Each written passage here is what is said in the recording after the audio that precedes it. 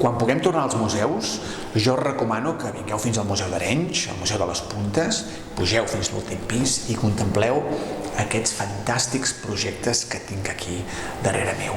Penseu que al Museu d'Arenys no només hi trobarem puntes en fil, sinó que també tenim una col·lecció de projectes, de dibuixos interessantíssima, importantíssima, que de fet ens ajuda a entendre el que és la producció d'una punta abans de que sigui trenada amb els boixets per les puntaires.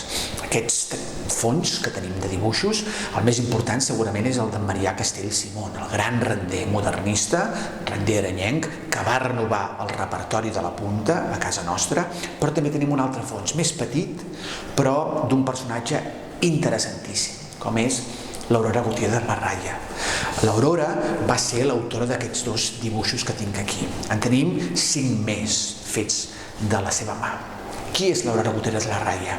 És una noia que va néixer a Santander cap al 1877 i arriba a Barcelona de ben joveneta, estudia Llotja a l'Escola de Belles Arts de Barcelona, on quedarà totalment amarada d'aquesta ànsia per modernitzar les arts decoratives.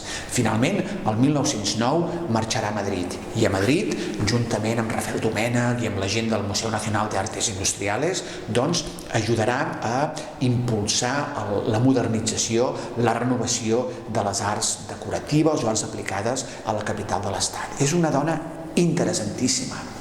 I el 1904, a Barcelona, a l'exposició que va fer al Foment de les Arts Decoratives, hi va presentar aquests projectes, en els quals hi podem veure la influència d'un modernisme més septentrional. La Secession vienesa, per exemple, ho podem veure. L'Aurora és un personatge que no ens l'acabaríem i que des del museu fa anys que anem documentant.